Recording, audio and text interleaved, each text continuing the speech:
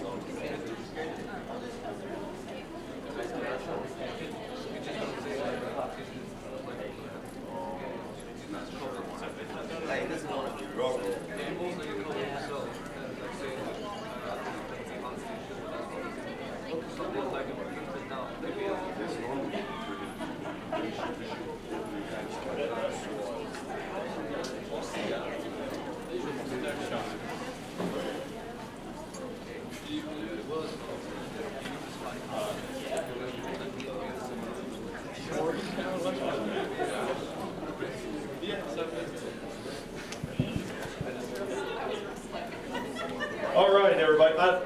Looks like we might need a few more seats. Is there? We might need a couple. Okay, I'll run and get a couple more as soon as I introduce Jeff, so we can get him going because it's already a few minutes after 12. First of all, thank you so much for coming. Jeff is always one of our most popular speakers that come. How many of you have been in a class and have heard Jeff already before? A couple, 2 or 3. Jeff comes and speaks every now and then. He is just like you guys. He's a former UC student. He's an alum. He played some football here, and he is gracious enough to come back and speak to us quite a bit. And today he's going to be talking about strategies for successful interviewing. And I'll tell you, that is Jeff's job, is to what he interviews people a lot, probably on a daily basis or close to it. Yeah. So y'all definitely want to pay attention to what he has to say. It doesn't matter what major that you're in. These strategies are going to translate to whatever that you end up going into after you get out of UC. So without further ado, I'm going to get Jeff up here. If you haven't signed in yet, like I said, make sure that you stop by the table on your way out, and I'll make sure that you get credit and that you get signed in. And most importantly, that we put your name in for the drawing. So with that said, I'm going to turn it over. Everybody give a big hand to Jeff Greene. Hello, everyone. Thank you all for coming out today. And like Travis said, I'm a Golden Eagle alumni, so go Eagles. And I now work for Enterprise. So a little bit about myself. I started with the company 5.5 years ago, 3 days after I graduated from here. I've been there ever since. I'm not here to preach about Enterprise today. I'm here to help teach you guys a little bit about interviewing. But I've been in this role with the company almost 3 years. And yes, I interview literally 20 to 25 people in person a week. I've seen a lot of good stuff, and I've seen a lot of bad stuff. So when Travis kind of let me pick what I wanted to present about this year, I was really excited to talk about interviewing because I can't stress how important it is. And I know that when I was coming out of college, there were a couple things that, had I known, I would have been much more comfortable. I got lucky, I mean, I got the job. But this is stuff that, again, can be used in any interview, in any field, and it's stuff that I'm excited to share with you guys today. So, some of the stuff we're going to go over: preparing for the interview, the actual interview, and the close. There could be opinions on which is the most important. I'd say they're all pretty equally important, but there's a lot of things you're going to do before and after the interview, or not do, that are going to make a big difference, and I mean that. So let's start out before the interview. Obviously, a professional image is, there's some stuff on here that you'll hear it and you'll think, well, obviously, that's self-explanatory, but it's not. And I see all sorts of different ends of the spectrum when it comes to how someone shows up to an interview, how they present themselves throughout the recruitment process, and it's all about branding and image. And I always say this: you want to paint a very pretty picture of yourself. You're going to win the battle in the interview, right? But you don't want to walk into that interview at a disadvantage because of the things you did beforehand. So it's this stuff, right? Your image, know the company, know yourself, and the do's and don'ts.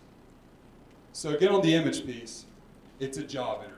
And I can't stress enough, professionalism is what you need to do. Guys always wear a tie. Girls stick to conservative dress. Professional, right? It doesn't matter what you're interviewing for. Would you rather be overdressed or underdressed when you walk into an interview? I mean, what's that judgment going to look like? Hey, as interviewers, we're not supposed to do that, but can I speak on behalf of everyone when I say that if you show up to some people's interviews and you're not dressed professionally, you're dressed what you think is professionally, that will negatively impact you? That's false. So do not put yourself at a disadvantage when it comes to your dress. What I'm wearing right now, wouldn't wear it to an interview. Not any day of the week. I'd wear a white shirt, a tie, and a solid colored suit. So again, I can't stress enough how it's just much safer to play conservatively when it comes to your dress. Obviously, your grooming and all of that's all very important too. And so, you know, in terms of facial hair, for instance, I do a little bit of research on your company. We're going to talk about that soon. But if you realize you're interviewing for a company and nobody has that, or there's certain pieces of dress for maybe females that you feel like it's not acceptable, like flats versus heels, well, maybe you know that because you walked into the business, you met someone who worked there, and you asked the right questions, right? So try to kind of stick within the guidelines of the company that you're interviewing for when it comes to those really particular fine details. Any professional hairstyle, that varies. But this is, all right, this is where I'm going to start getting passionate, because this is when you can really lose a battle. So, preparing for the interview, know your company. Guys, you would not believe how many people walk into my interview. First question I always ask, what brings you here today? What do you know about Enterprise? That's the tone for the interview, 100%. Whether it's Enterprise or any other company, any other position out there, if you walk into that interview and you don't know what you're getting yourself into, you lose. That's not going to go well. This person's not serious about this position. They're not going to stay with us. They just need a job. Do your research on the company. Through that research, you're going to really kind of realize a couple other things. Number one, is this job for you? Is this industry for you? Is this company kind of match your values? You've got to do that, guys. And again, it's one of those things in my head. When I was interviewing with Enterprise to start, I did a lot of research because I wanted to make sure I was getting myself into something that I wanted to get into. People don't always do that, and that is a big pet peeve of mine. Research the company, please. And when it comes to things that are important, you know, a lot of times you want to have that figured out, but guys, when it comes to researching what you're going to be doing, the company, their values, all that stuff, hey, you also don't want to go put a lot of effort into something that you might not really need to be putting the effort into, right? Through that research, you're also evaluating whether or not it's for you. And the last thing you want to do, get prepared for an interview, walk in there, and you're getting told something totally different than what you were expecting because you just didn't prepare for it the right way. That's for you.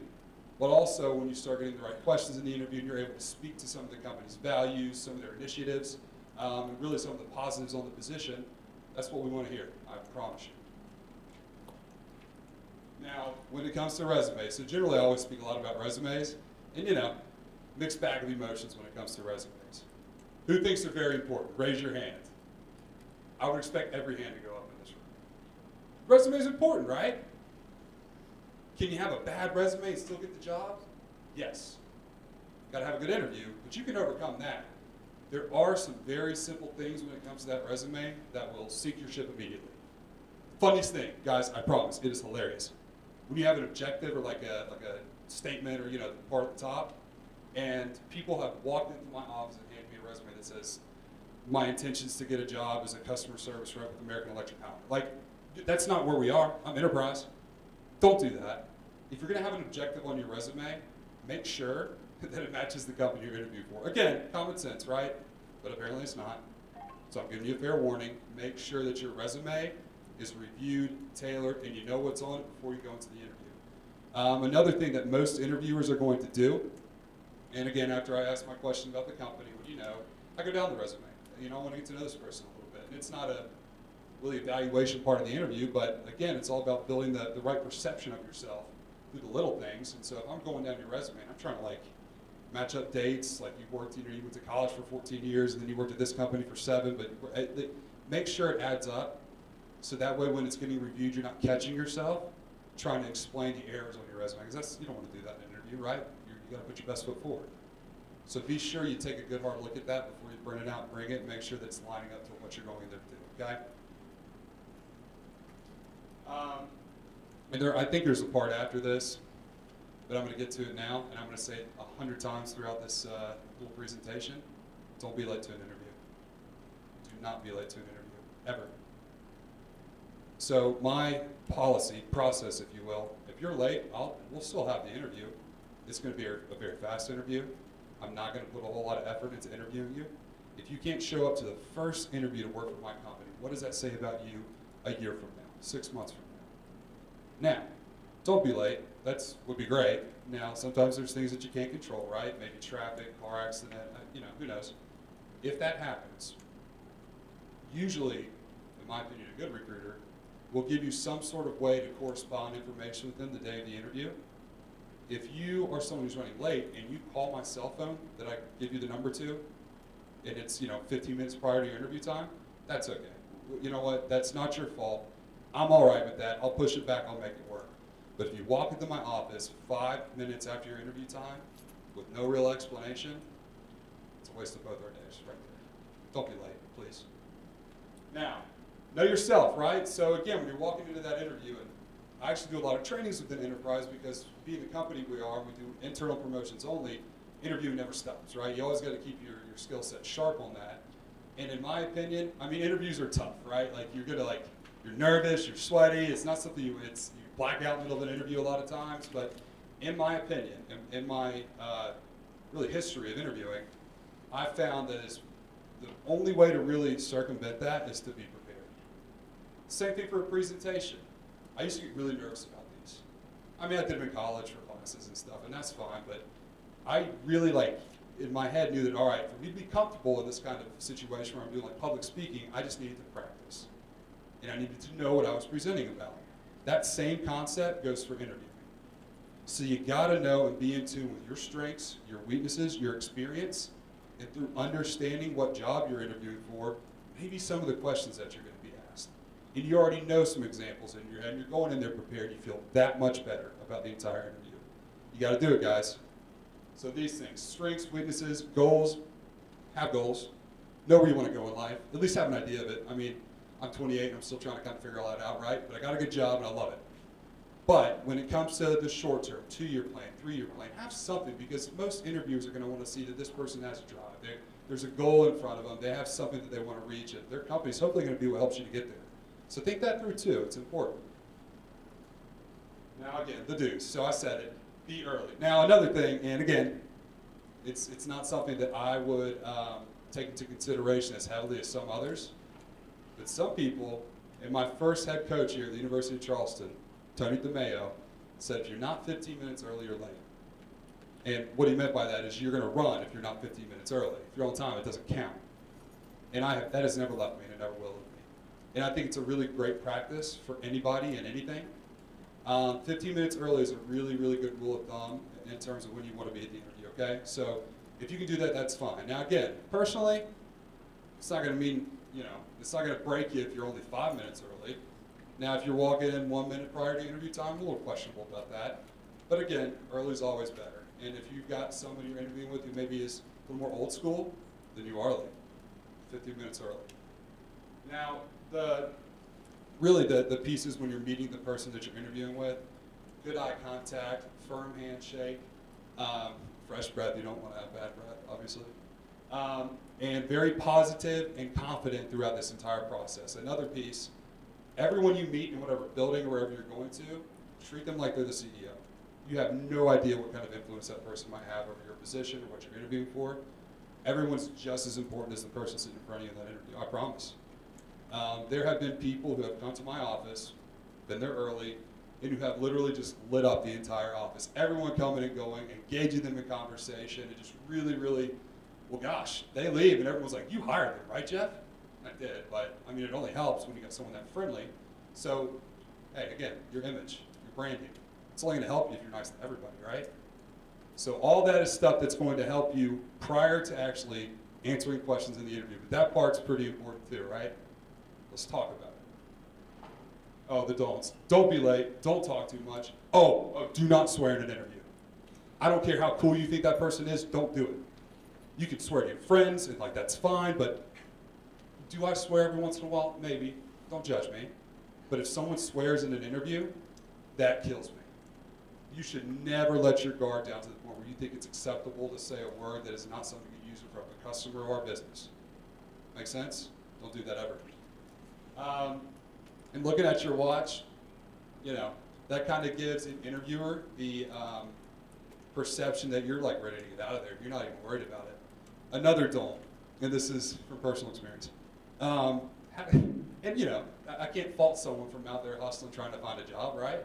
But a dude was sitting in the lobby of our office waiting for me, and I went out there to get him at our interview time, and he was taking a phone call, accepting another job or getting another job offer, and told me to hold on, put his finger up to me. It's like, oh, sorry dude, just let me know if this is still a good time for you. Probably don't do that. And what I mean by that is leave your cell phone in your car. Don't bring it with you. It's another thing, phones go off in interviews, you think you got it on silent, but it actually vibrates and it's louder than a ring. Just leave it in your car. Help yourself. All right. The interview. Good impression, negatives to positives. You're going to have to know what those negatives are prior to going in because you have a little bit of self-evaluation, right? Behavioral interviewing and how to answer behavioral interview questions. That's going to be the most impactful thing that I talked to you guys about today. I think it's all impactful, but it's something that those of you who have notebooks and you're writing stuff down, I want you to write this down, never forget it, and utilize it every single interview you use for the rest of your life. You might already know what it is, and I hope you do, but if you don't, it's going to help. So there's all the stuff that we talk about, the easy stuff, the smiles, the confidence. And I will say confidence is important in any position, any industry, any job. So you need to really be able to say stuff in a very positive light. And it also kind of reflects on when you're talking about your work history, your previous employers. It's sometimes hard when I'm going job for job. So why did you leave? You know how many people still just like, oh, I hate them, they didn't treat me right. Unfortunately that might be true for a lot of people, guys. I'm an interviewer. I'm trying to think, is this person going to be flexible? When times get tough, are they going to be able to bounce back and fight through it? Or are they going to fold? Are they going to quit? Again, there are going to be circumstances that happen throughout your careers that you cannot help, that are truly unfair, and I hate that. But hey, sometimes it's best in the interview to just say, it wasn't right for me.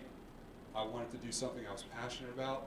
Just don't speak negatively about your previous employers because that is a bit of a red flag that you might think the same thing about us one day, or whoever your employer is, and it's just not it's not a very positive attitude. Okay. You know, it's funny, but I love like when people are talking and they're getting kind of animated, I get like excited and stuff. That's great. So that's another thing. And here's a tip for you guys. You know the person who's interviewing, you know their name, right? You should at this point. Use their name. Interviews, especially if you're like me, I do somewhere between 6 and 8 a day. You know, come 4 or 5 o'clock, I'm like a little tired. I've been smiling all day. Who knows if I really want to smile? A great way to engage the person you're interviewing with and kind of bring them back. And they might still be there, but really something that kind of makes us feel like, oh, this feels special is use their name. So to Jeff and me, I'd love to talk to you more about that customer service piece. You know, just use it because it really is a personal approach. It sounds good, it's confident, it's positive. So good tip, don't forget that. And then again, grammar, vocabulary. Hopefully you're saying the right thing and not swearing. Now when it comes to negatives and to positives, it is something I like to at least hit on briefly. So when you're interviewing externally for a position, and you think about negatives and things that might come up. So obviously an interview, we're going to ask you a question, we're going to answer it, and we're going to pick it apart. We're going to try to draw some sort of negative from that. And then you might get the questions about what are your strengths and your weaknesses? You know, what do you need to work on? So when I think of talking about your negatives, obviously don't bring them up unless you have to.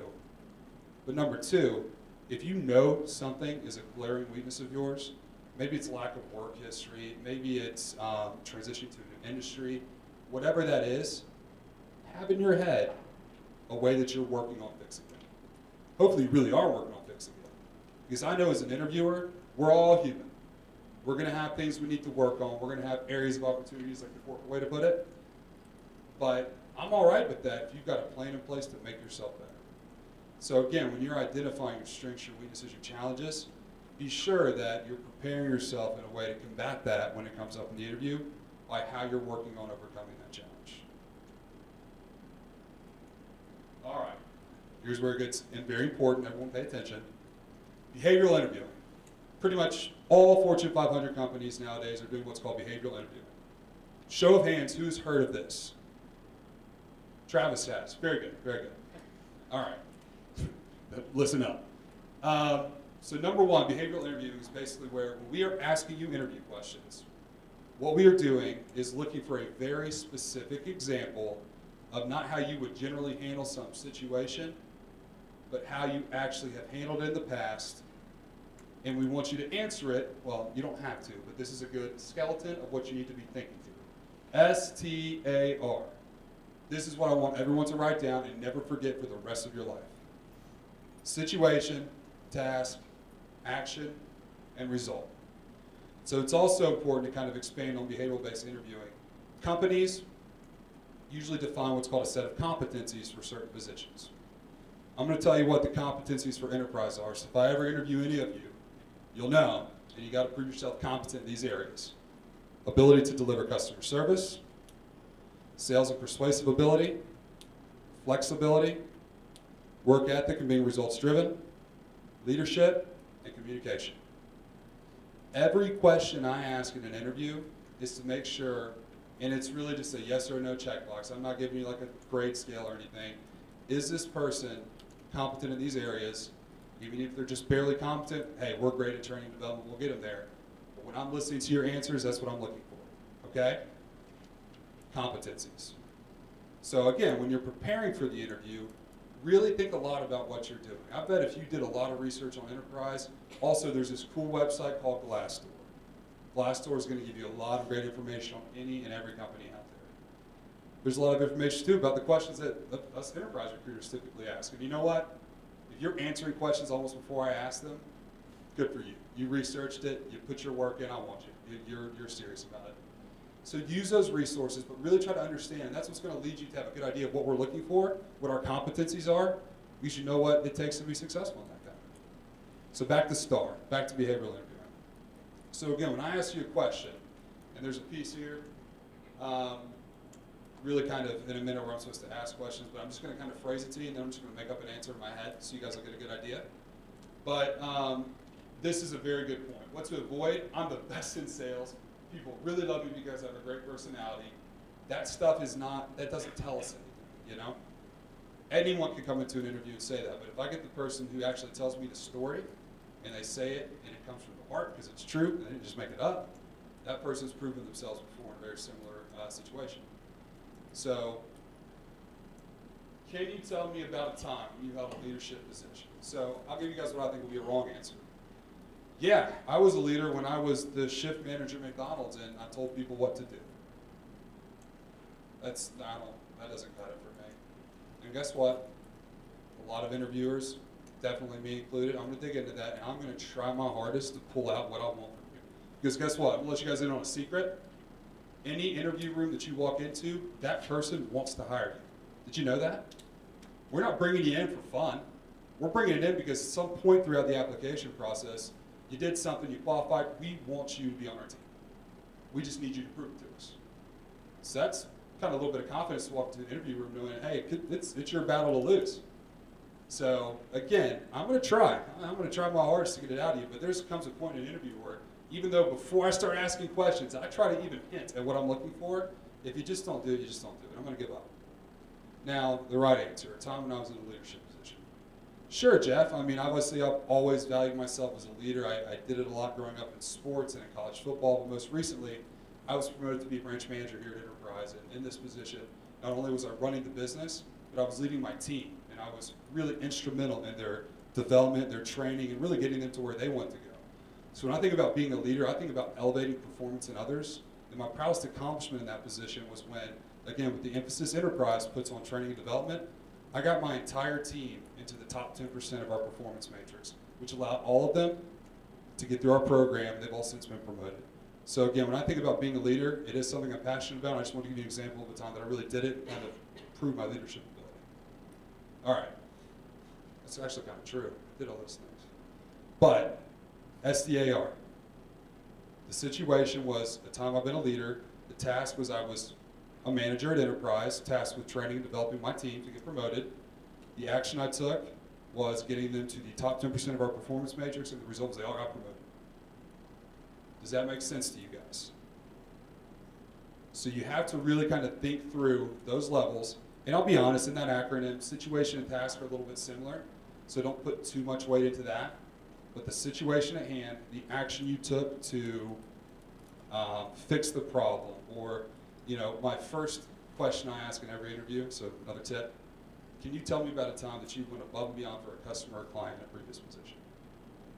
So depending on what your job history is, what you've done in the past, hopefully you kind of know of a time that you really feel like you really blew a customer out of the water.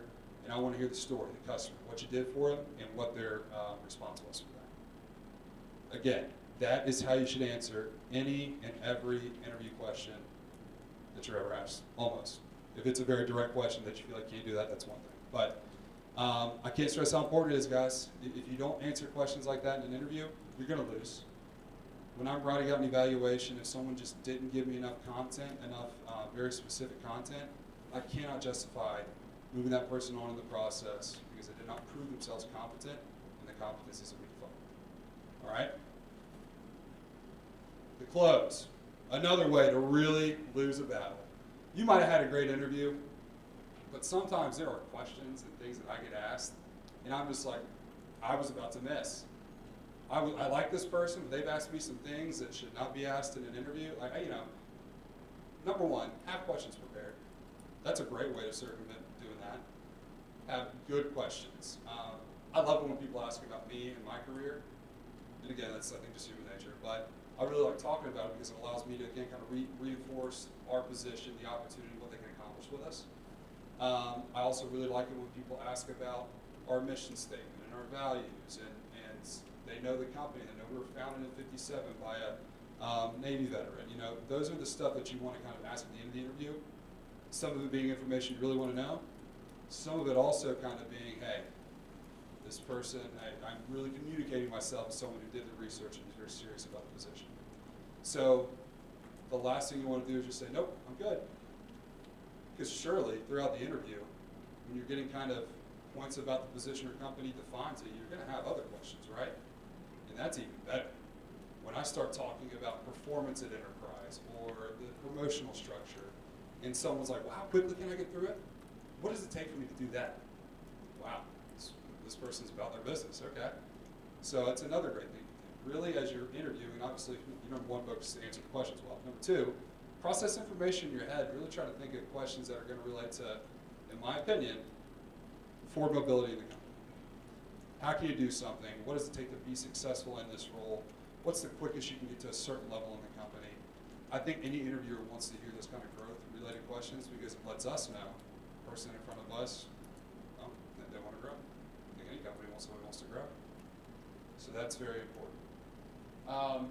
And again, when it comes to understanding the position, so you researched it, we probably told you a lot about it throughout the interview, but again, for a lot of companies, us especially, we might have a rock star in front of us. I might have a rock star in front of me. But if throughout this interview, I've said something, or you picked up on a piece of the job that you just don't think you'd be good at or don't think you'd like, you know, guys, part of our job as recruiters and hiring managers is not only to make what the best decision for the company is, but there are times when I've talked to people that they swear up and down they're ready for it, and they said something, or they asked something, or they did something throughout the process, we're like, this just isn't for them.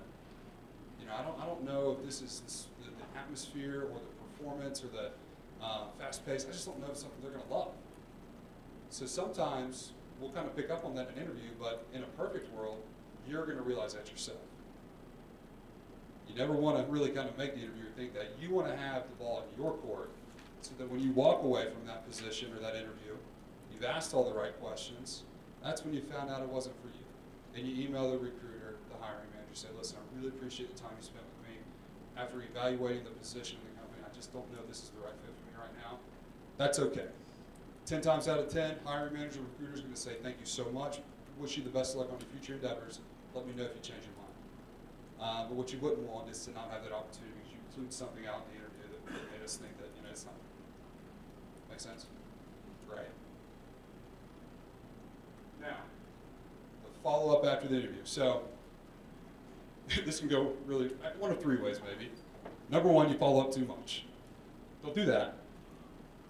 Hopefully, the recruiter, hiring manager, whoever interviewed you will give you some sort of timeline as to when to expect correspondence back. Now, not every company is like enterprise. I have to communicate with every candidate that applies in any state or any part of West Virginia, and everybody gets to know what their status is at all times. So even if you apply and you don't qualify, you'll get to know that. Like we're very good at our company. Now, are all companies going to be like that? Unfortunately, they're not. So if the interview ends and that person just says, hey, appreciate your time today, I'll be in touch. It is acceptable to say, that's great, I'm really looking forward to it. Is there any sort of timeline I can expect? Okay, you get that timeline. It is acceptable to, all right, 2 weeks pass, 2 weeks in a day, shoot them an email and say, hey, I really enjoyed our meeting, and I just thought I was going to hear back in a couple weeks, and I haven't. Just wondering if there's been a decision made on the process. That's okay. But if you get that timeline and you're asking me in a week, I mean, I said 2 weeks, I don't have an answer yet. So it's great to follow up and show that initiative, but you don't want to be overbearing because I can speak to anybody in any position similar to mine. At most companies, like we do have actual jobs too. There's a lot of other things we have to do, and so it's kind of tough for us to always, immediately correspond. But corporate rule, sorry about that. The corporate rule that most say is 24-hour turnaround on an email response. So that would be the last thing I'll leave you with if the time period has passed. And you email them after you were supposed to hear something back. 24 hours plus has passed, you still don't hear anything. One more contact might be okay, but again, not all companies are going to give you the pleasure of hearing back. And that's just the unfortunate truth, and I hate that. Enterprise will, but not every other company will. So again, you just don't want to come across as too much or really kind of taking away from that person's time. So guys, that's really all I have for you. Now, obviously I want to open the floor for any questions, anything I didn't cover. Maybe if you guys have anything that you were hoping to learn today that I didn't hit on. Again, I've been doing this for a while, so I'd love to answer any questions. Or are you guys just that comfortable in interviewing now? Very good. Anything, seriously. You guys are all going to be interviewing soon, obviously because you're in college. what are some of your concerns? I mean, obviously, I think that hearing that STAR method's going to help and understanding that's how we ask questions. So that's really good to head to the interview and building your image beforehand. But anything else I didn't cover today? Yes. Sorry, you see baseball shirt in the second row. Can you just talk about like body language, how important body language is? It is, and it starts really with posture. It starts with how you're sitting in the chair. Again, like I said earlier, I really like the animations, like the hand gestures and stuff, because it just lets me know you're very involved. Obviously, don't slouch. In my opinion, crossing your leg, it doesn't bother me. It bothers some. So generally, sitting up straight with your legs down is very important. And sitting up, again, you don't want to seem relaxed because we don't want you to be relaxed. We want you to be attentive, at your best, and ready to prove to us that you're going to be a valuable member of the team. So definitely sit up, no slouching. And again, not everyone, I don't care about the cross leg, but some people would. So that's probably the best general advice I could give for that. You got to seem attentive. Yes? So how long should an interview probably last? A good one, long one, doesn't vary? So that's a good question. Generally, it depends. So, you know, and this is all kind of talking about in-person interview, right? Phone interviews a lot of times last a little shorter, but my in-person interviews generally last 45 minutes to an hour. I don't want to, you know, make you guys upset or anything, but if it's less than that, it's probably not a good interview. Now, sometimes somebody is as direct and concise with their information that they just blow me out of the water that quick and I'll let them go, but it's rare. Usually the longer interviews are the ones asking the right questions, they're engaging in conversation, and then I'm spending time to the end making sure that they are bought into what I'm offering. So I think 45 minutes to an hour is generally what you can expect. Yes? And then going into like salaries, how do you go into that? Do you let them start or do you start? Oh, it's a question that needs to be asked. So again, let's talk about Jeff. Jeff is very transparent about all these things. We don't negotiate, but I actually, when I email you to schedule an interview, I tell you what we pay to start out. I want you to know that information. If that is not relayed to you in the process, ask at the end of the interview, what are your salary ranges? Is this negotiable? What do you usually pay for someone at my level of experience? 100% ask those questions. And it's also okay if they haven't reviewed benefits information. All that stuff's okay. However, I would wait and save that until you've asked the pertinent questions, the ones about the job and the position and advancement and those kinds of stuff. Save those for the end. But I would definitely ask those questions in the first interview. Good. What else we got? Jeff, I got a question. Yes. I get some students who come up to me and say, well, I had an interview, but I don't think I did very good. I think I blew it because I said whatever. You know, maybe it wasn't a great answer. So when you're in an interview, are there situations where somebody has like one bad answer and you're just like, I'm done with them? Or is it, I guess what I'm trying to get at is there are ways to recover from a bad interview. Correct. Yeah. Please don't say something, or if there's a point where you freeze or just get strung up on your words, it is okay, guys. As interviewers, we know it's an interview and you're probably like a little nervous, and that's fine. But if you dwell on something or within the interview you think you answered something bad, again, we've got a bunch of other competencies that we need to worry about. One bad answer is not going to lose you the interview. Now, what you can do is, again, realize and give us the confidence in you that you are so confident in these other areas. That one bad answer is something we're going to fix.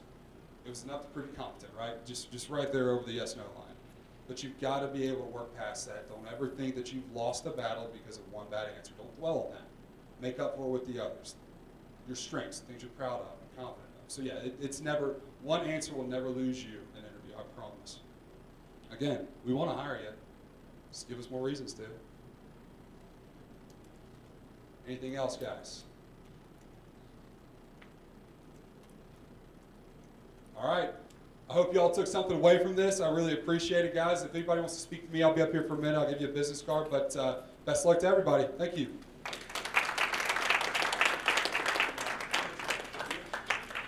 All right, just remember, if you didn't sign in on your way out. And a couple quick things. Tomorrow, remember, there's also schedules out there, but we'll be back in here at noon tomorrow. Brock Burwell's also taking us professional photos at 10 o'clock tomorrow in the rotunda. So take advantage of that. Thanks, everybody.